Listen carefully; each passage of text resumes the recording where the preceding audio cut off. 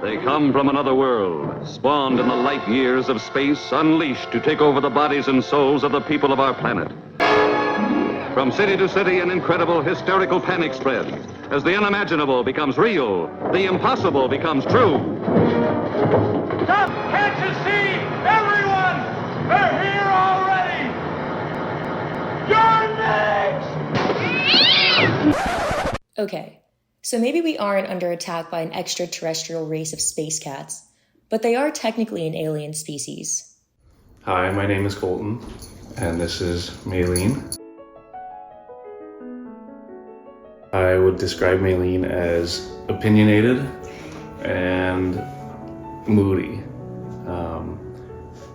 You can't really force her to do anything she doesn't want to do, which is pretty typical for a cat. My name is Francesca, and my cat's name is Garfield. If I could describe Garfield in 3 words, I would say feisty, loving, and adventurous. My name's Sellers. I have 2 cats.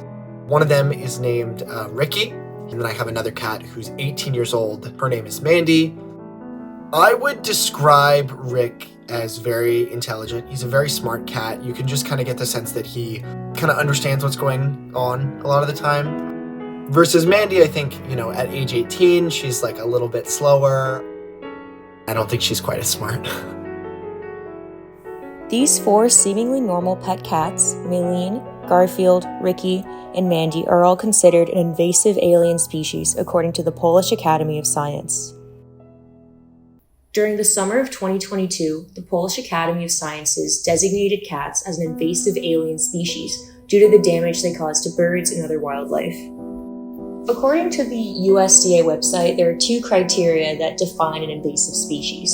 1 being they're non-native to the ecosystem under consideration, and 2 being whose introduction causes or is likely to cause economic or environmental harm or harm to human health.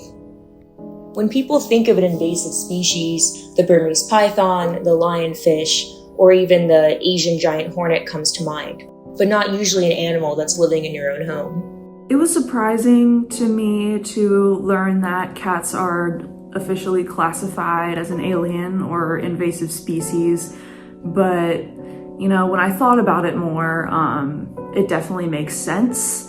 Studies show that both domestic and feral cats kill over 2.4 billion birds a year. And in addition to this, they kill over 478 million reptiles, 173 million amphibians, and 12.3 billion mammals. Rick is a relatively prolific hunter when he does go outside. Garfield is not an avid hunter, but he definitely has killed his fair share of small animals.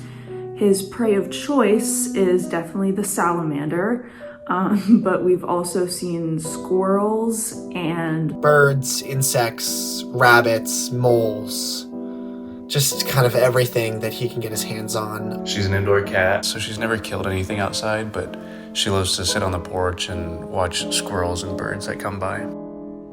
And when you think about it, domestic cats aren't originally from Europe or the Americas. Cats and humans first began their relationship nearly 11,000 years ago in the Fertile Crescent, where the first human civilizations began. Then they eventually made their way to ancient Egypt, where they were worshipped, mummified, and sometimes even dressed in golden jewelry as a status symbol. Centuries later, cats were used on ships traveling to the Americas to kill pests and mice that were on board. And it's reported that they were found at Jamestown and even traveled with Christopher Columbus in the 1400s. While cats were primarily used for their pest-killing abilities, toward the 19th century they were also kept just as house pets. And by the end of World War I, cats were one of the most commonly accepted house pets in the US. And today, nearly a quarter of Americans have a pet cat. I do think of my cat as an invasive species. Mandy less so. I don't think she's really hurting anyone at this point. But Rick, absolutely.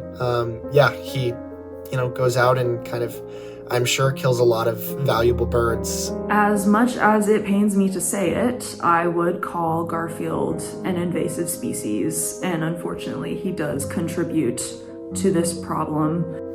This classification was met with a lot of backlash, with cat owners and animal lovers concerned that this would cause an increase in cat cruelty, and that it wasn't a fair representation of all cats. I don't think she's part of the problem, being an indoor cat. She's not killing birds nor other animals, so I don't see how she would be contributing to that problem. The Polish Academy of Sciences released a statement clarifying that they released this designation strictly for educational purposes, and that they hope cat owners will take heed when allowing their pets outside in order to limit the amount of birds and other small animals that they kill. What do you think cat owners can do to combat this problem? Cat owners can make all their cats indoor cats, or only let them outside under supervision on a harness or a leash or something like that. Cat owners can 100% combat this problem by 1, doing their research, and 2, not letting their cats roam outside freely. To not let them outside is kind of the most obvious answer, but also, I've seen people put bells on their cats. We put bells on our cats. It doesn't really work that well. I've seen people put kind of like high visibility bibs on their cat, trying to make them more visible to prey. There are special cases, like for Garfield, he's been an outdoor cat pretty much his whole life.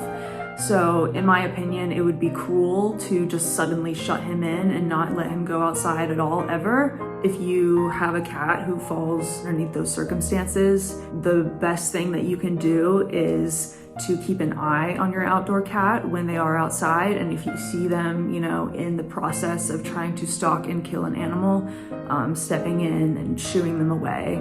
There's always a tough balance between wanting to, let your cats have fun and enjoy life, and also being kind of respectful and responsible for your surroundings.